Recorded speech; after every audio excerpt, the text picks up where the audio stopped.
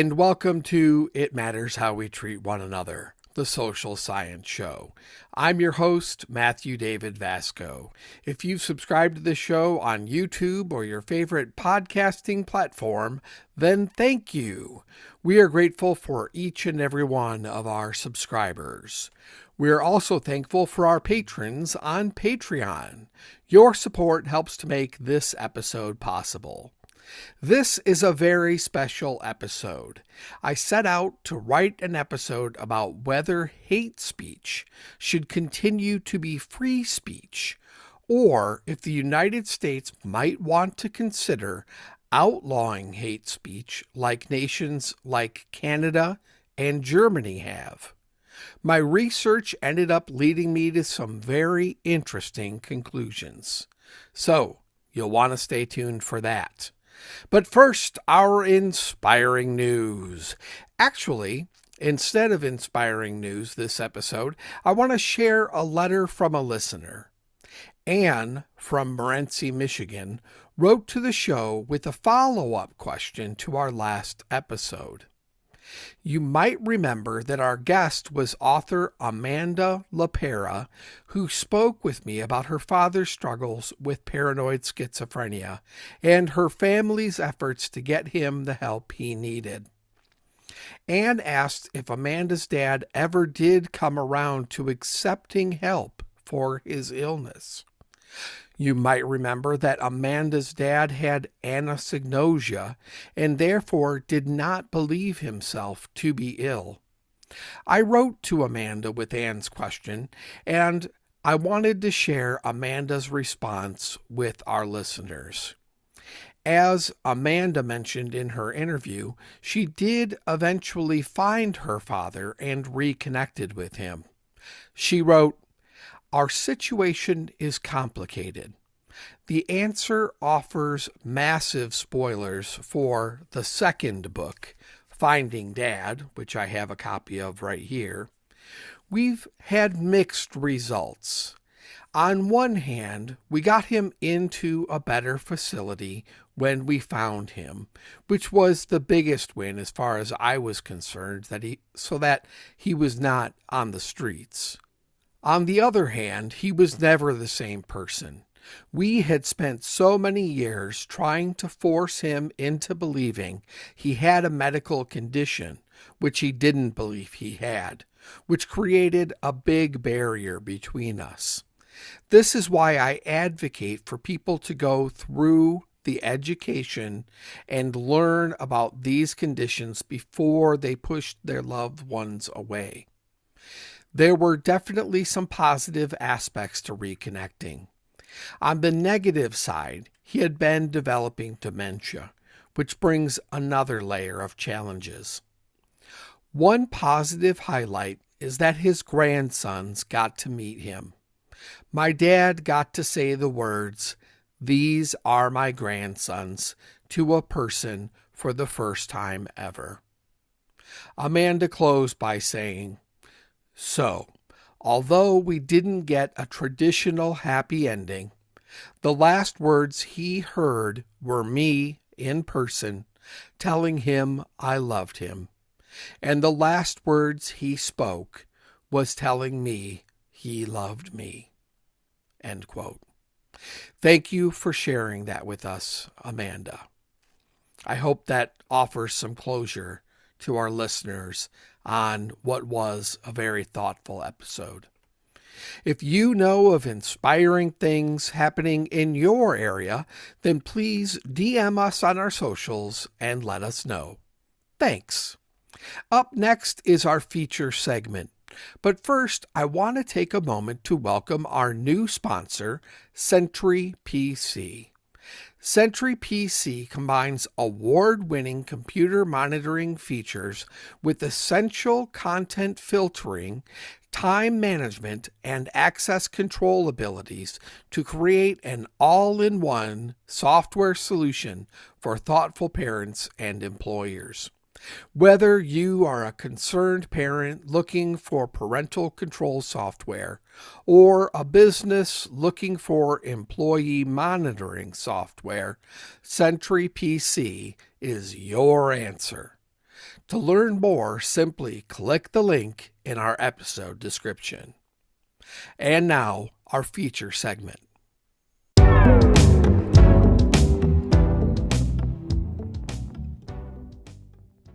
Welcome to our feature segment. I'm really glad you're here today because I want to talk about something that I think matters a lot. And I'm going to start with a question.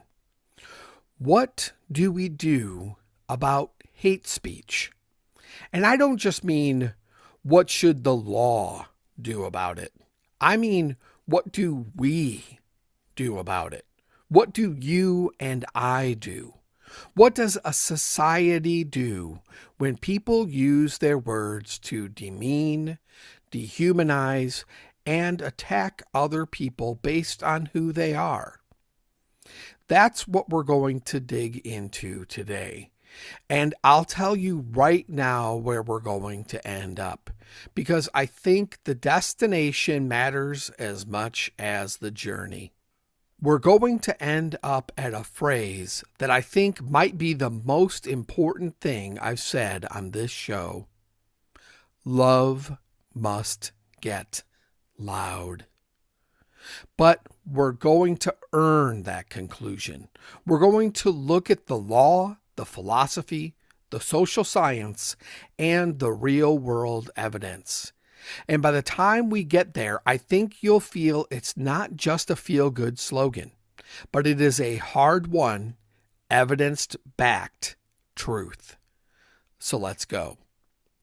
Let's start with the legal landscape, because I think a lot of people assume that hate speech is already illegal in the United States. It's not. And understanding why tells us something really important about how this country thinks about freedom. The First Amendment to the Constitution protects freedom of speech, and American courts have interpreted that protection very broadly. The foundational principle is this: the government cannot restrict speech simply because it finds it offensive, hateful, or harmful to hear. That is the law, and it has been upheld repeatedly by the Supreme Court, including in cases involving some of the most repugnant speech you can imagine. Let me give you just a few examples because these cases are worth knowing, and I will be careful not to use any of the repugnant speech. In Snyder v. Phelps in 2011, the Supreme Court ruled 8-1 in favor of the Westboro Baptist Church. Yes, the group that protests military funerals with deeply hateful anti-LGBTQ plus signs. The court said, and as offensive as this speech is, it addresses matters of public concern and it is protected.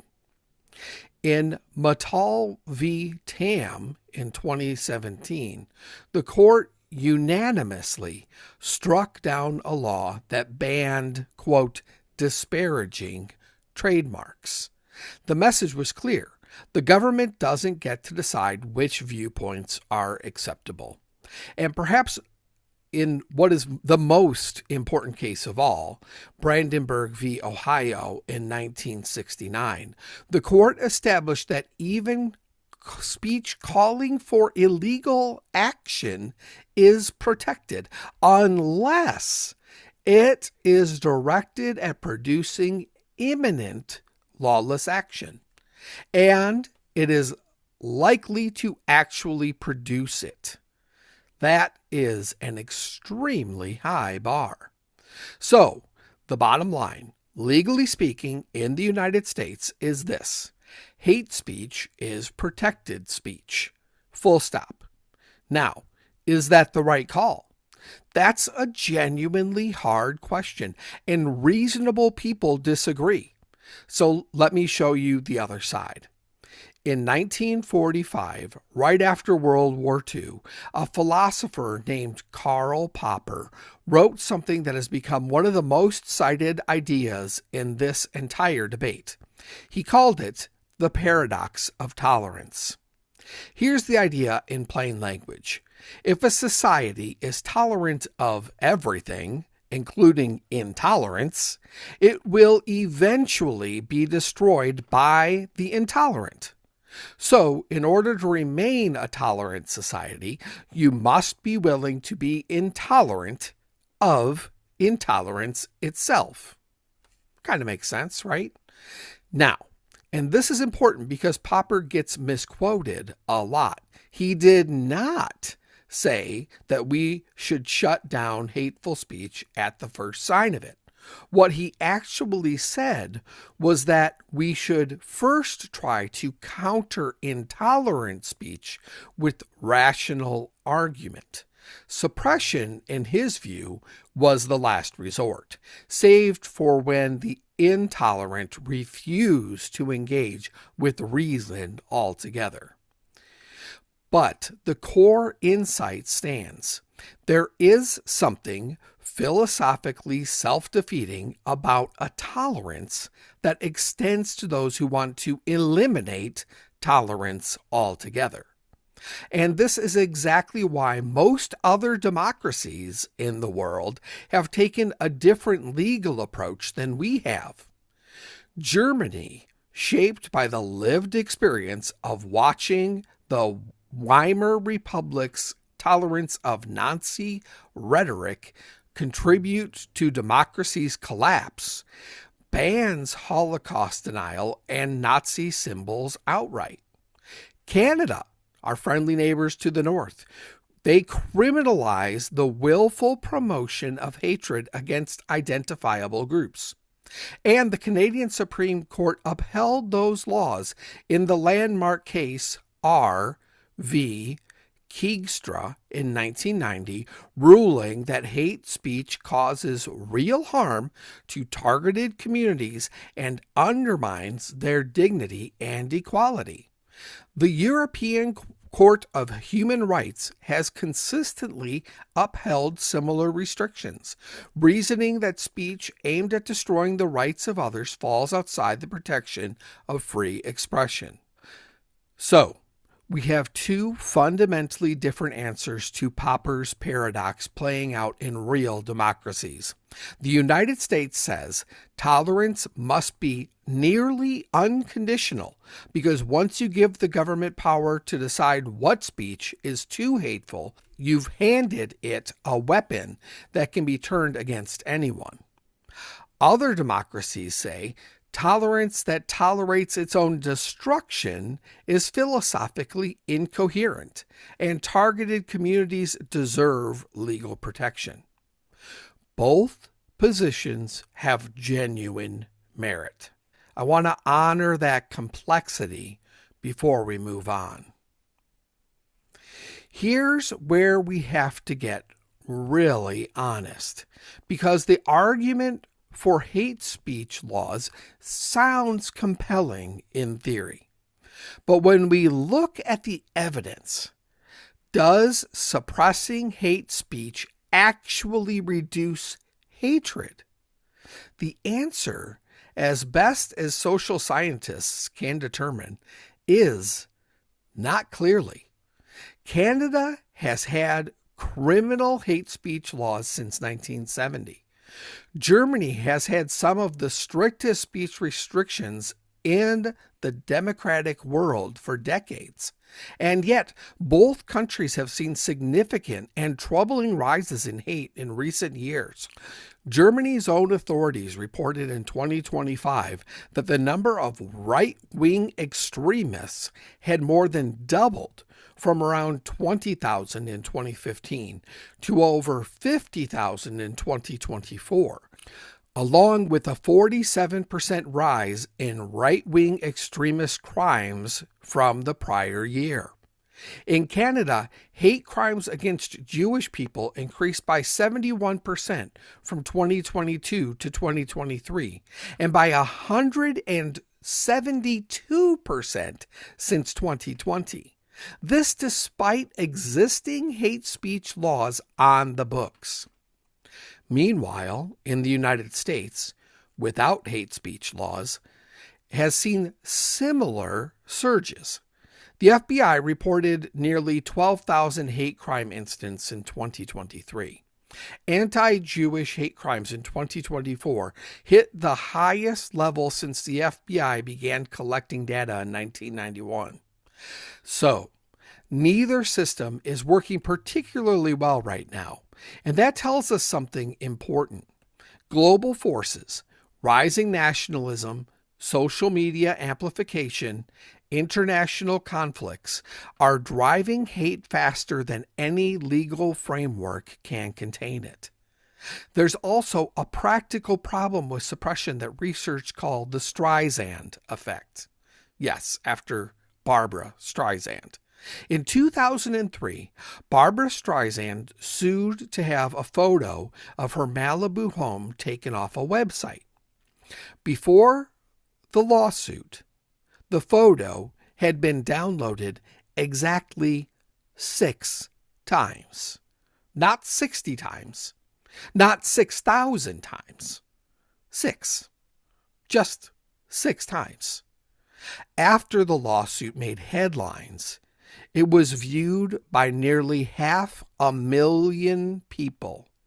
Attempts to suppress information can inadvertently amplify it. Apply that to hate speech.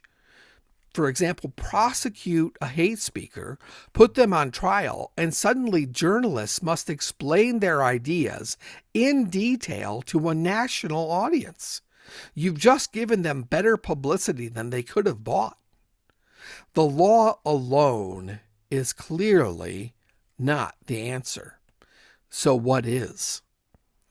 Before we talk about solutions, I need to spend a moment on something that every one of us lives with every single day, and something that has fundamentally changed the scale and speed of this problem. You may be guessing that it's the internet, and specifically social media. Here is what the research is telling us, and it's sobering. A major study analyzing over 21 million posts found that hateful content spreads farther, faster, and reaches a much wider audience than non-hateful content. Let me say that again. Hate travels faster than love online. It's not even close. And here's why.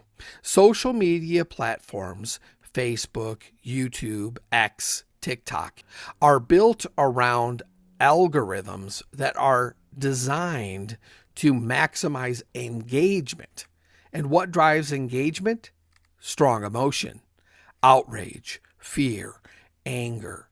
A study by researchers at Cornell Tech and UC Berkeley found that of the political content selected by Twitter's algorithm, 62% expressed anger and 46% contained what researchers called outgroup animosity, meaning hostility toward people seen as different or threatening. That was 10 percentage points higher than what appeared in a simple chronological timeline. The algorithm was actively choosing more hostile content and pushing it to more people. And here's the really troubling part. Internal meta documents revealed by whistleblower Frances Haugen showed that as far back as 2016, so 10 years ago, Meta's own research clearly acknowledged that their recommendation systems, and I'm quoting from internal documents here, quote, grow the problem of extremism. They knew. And they kept the algorithms running anyway, because outrage drives clicks, and clicks drive advertising revenue. The real world consequences of this are not theoretical. The United Nations found that social media, specifically Facebook, played a significant role in the 2017 Rohingya genocide in Myanmar.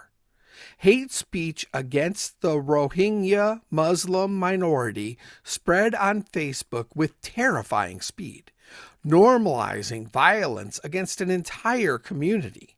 More than 700,000 Rohingya fled to Bangladesh that year. Scholars, reporters, and the UN investigators agree that the amplification of hate online contributed directly to one of the worst humanitarian catastrophes in our time.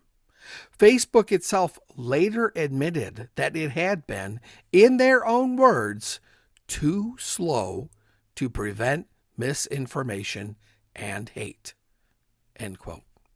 This is not a small thing. This is hate speech with a megaphone. This is hate speech with a distribution system that Karl Popper and other 20th century philosophers could not have imagined. So if we're serious about the question of what we should do, we have to reckon with the fact that online silence is not just passive. Online silence in a world of algorithmic amplification of hate is surrender on a massive scale. But here's the flip side, and this is where things get genuinely hopeful. Thank goodness. If hate can go viral, then so can love. The algorithm rewards strong emotion, and we can choose which emotion to feed it. Back in 1927, Supreme Court Louis Brandeis wrote something that has stuck around for nearly 100 years. He said, "If there is time to expose falsehood and fallacies through discussion, if we can avert the evil by the process of education, then the remedy to be applied is more speech, not enforced silence." More speech, not silence, not suppression. The remedy to hate speech is more speech. But not just any speech. This is where social science gets really specific and really interesting. A study published in the Proceedings of the National Academy of Sciences ran a randomized field experiment on online hate speech. They tested 3 different approaches to countering it. You may have heard about this study. They tried humor, warning people of consequences, and empathy. Only one consistently worked: empathy. Responding to hate with genuine human warmth and perspective-taking produced real, measurable reductions in hateful behavior, while humor and warnings did not. That finding echoes what we know from in-person research. Empathy is the active ingredient. Empathy. And there's more. The largest randomized controlled trial of hate speech prevention ever conducted, a 20-week campaign on social media in Nigeria, found that pro-social video messages from trusted public figures reduced hate content by up to 5.5% during the campaign, with about 75% of that reduction persisting for 4 months later. Even more striking, when a large share of someone's audience saw those positive messages, the reposting of hate content dropped by over 50%. Positive messages don't just reach the person posting hate, they change what their whole network does. Let me say that again, because it's remarkable. Love, expressed publicly and consistently online, can cut the spread of hate by more than half among people who were never even addressed directly. That is the power of more speech. Not just to argue back, but to flood the environment with something different. Love, empathy. And this connects to everything we know from the deeper research on mind change. Deep canvassing research by Stanford's David Brookman and Yale's Joshua Kalla showed that a single 10-minute empathetic conversation could reduce prejudice in ways that lasted for months. Life After Hate, the organization co-founded by former neo-Nazi Christian Picciolone, has found over and over that what pulls people out of hate movements is not a better argument. It's an unexpected act of human dignity.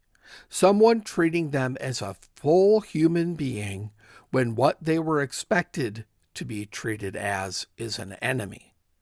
The law can't do that, but you can. I can. We can together. I want to take you back for a moment, because this is not the first time America has faced organized, systemic, public expressed hate. It is not the first time ordinary people have had to decide, do we stay silent or do we speak up? In the 1950s and 60s, America was a country where racial hatred wasn't just expressed, it was codified into law. Segregation, voter suppression, terrorism against black communities. And into that world stepped a young Baptist minister from Atlanta who had a radical idea. His name was, you guessed it, Martin Luther King Jr. And his idea was this: the answer to hate is not hate in return. The answer to hate is love. Organized, disciplined, public, loud love. Dr. King called it the beloved community, a vision of a world where, in his words, a shared spirit of compassion brings an end to the evils of racism, poverty, inequality, and violence. And his method was not to suppress the haters or to argue them into submission. His method was to fill the public square, the streets, the lunch counters, the courthouses, the steps of the Lincoln Memorial with an undeniable, visible, organized expression of human dignity. Under his leadership, in just 13 years, African Americans achieved more genuine progress toward racial equality than in the previous 350 years. The Civil Rights Act of 1964, the Voting Rights Act of 1965, not because hate was suppressed, but because love got organized, love got strategic, love got loud. That movement didn't end racism, we know that. The work continues, but it proved something that is relevant today, just as relevant as it was then. When ordinary people choose to stand up, speak out, and express their commitment to human dignity in public, together, consistently, they change the world. That is not ancient history. That is a blueprint. So, here's where we have arrived. And I want to be direct with you now, not just as a social science enthusiast sharing research, but as someone who believes that how we treat one another is the most important question of our time. We learned that hate speech laws, while philosophically serious, have not demonstrably reduced hatred in the countries that have them. We've learned that social media algorithms are engineered to amplify outrage and that hate travels faster than love online, by design, for profit. We've learned that the answer is not silence, not suppression, not just hoping the marketplace of ideas sorts things out on its own. The answer, backed by psychology, by history, by randomized controlled trials, and by the lived testimony of people who have left hate movements, is love, expressed actively, publicly, and consistently. Silence empowers hate, and the research is clear.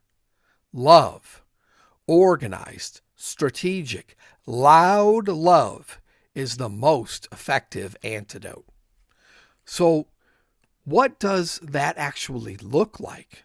I want to get specific, because love your neighbor is easy to say and hard to do, and I think you deserve more than a bumper sticker. It looks like this. Online, every single day, when you see a hateful post, don't just scroll past. Like a counter message. Post a counter message. Share something that celebrates the dignity of a group that's being targeted. Post something kind, genuinely kind, about someone who doesn't look like you, worship like you, or love like you. Remember what the research showed us. Positive messages don't just reach one person. They reshape what an entire network sees. Your one act of digital love has a ripple effect you may never see the end of.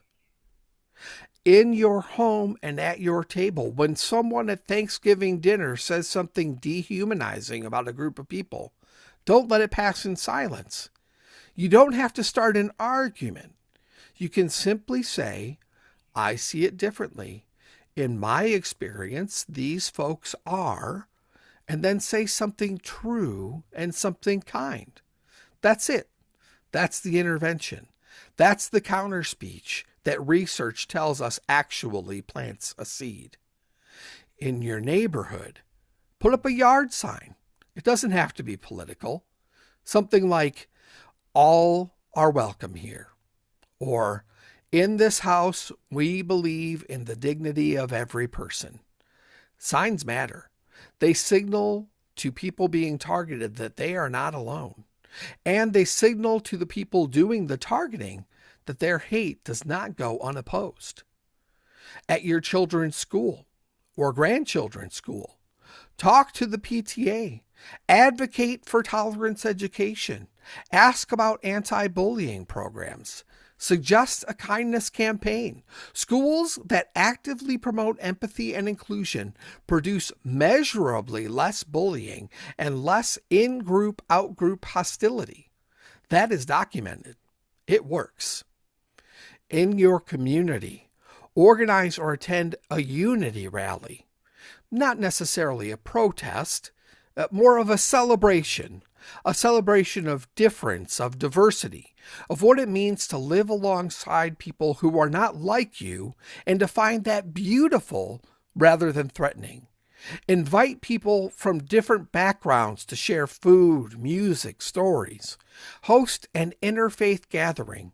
Create visible public expressions of the fact that in your community, love is louder than hate. With your own voice, speak well of people. Loudly, clearly, often.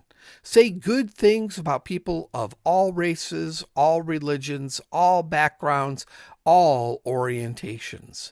Not in a performative way, in a genuinely human way. For example, my neighbor from Somalia makes the most incredible food and taught my kids 3 words in Somali last week. Simple, human, true. That is counterspeech. That is love getting loud.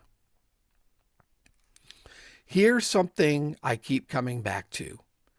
The research on online hate spread found that hateful users are more influential, more popular, more cohesive than non-hateful users online. They're organized. They're strategic. They show up consistently. And most of us, most people who believe in human dignity, in tolerance, in the worth of every person, we're scattered. We're passive. We assume that someone else is handling it. We scroll past. We stay quiet at the dinner table. We figure it's not our fight. But here's what Dr. King understood, and what the research confirms. Love that stays private doesn't change anything. Love has to enter the public square.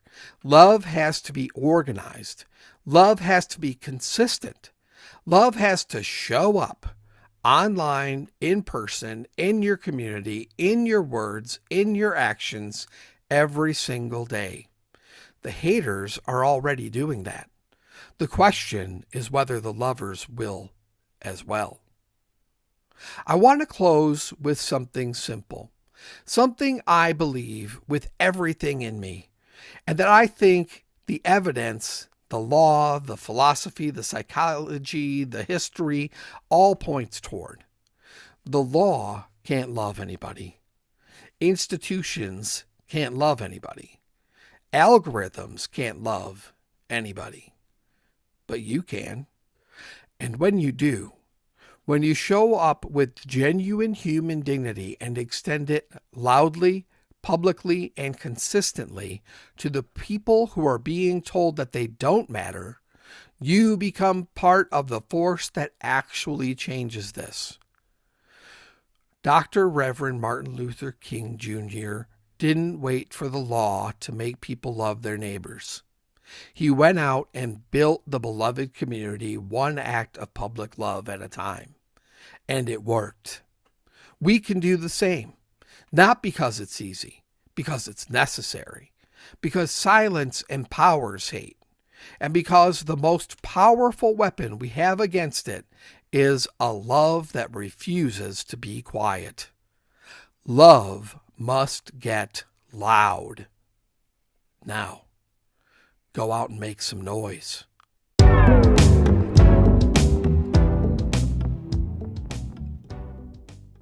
Thank you to our sponsor, ProMead. ProMead offers quality silk bedding at fair prices, earning them a coveted best value rating from Good Housekeeping. On their mobile-friendly website, you'll find mulberry silk pillowcases, 23 and 30 millimeter silk sheets, and their popular Cool Rest double cooling comforter for hot flashes. Shop their website today by clicking the link in our episode description. This brings us to the end of this episode of It Matters How We Treat One Another. I do hope that you'll take today's feature segment to heart and get out there and love loudly. And if you found this episode inspiring, please share it with your friends. Be sure to check out our episode description for sources and links from this episode. Please subscribe to keep up with all of our episodes, and you can support the show on Patreon at patreon.com/itmatterspatrons. That's patreon.com/itmatterspatrons. For less than a venti hot latte at your favorite coffee chain each month, you too can be an It Matters patron and help to make this show happen. You can also support us by shopping our Etsy store at etsy.com/shop/itmattersmerch. There are links in the description. And now you can save 10% off merchandise at It Matters Merch by entering the code ITMatters10 at checkout. If you want to help reduce hunger around the globe, then please visit WFP.org and give to the World Food Program. That's WFP.org. They are not sponsors of this show. They're simply a cause we truly believe in, because combating hunger is so vitally important. Your quote of the week is, quote, "We can change the world and make it a better place. It is in our hands to make a difference." That is from anti-apartheid activist and South Africa's first democratically elected president, Nelson Mandela. And remember, treat everyone with the core 4 values of kindness, respect, empathy, and compassion, and try for love and acceptance whenever possible, because after all, everybody needs love and acceptance. Be well, and much love to you all.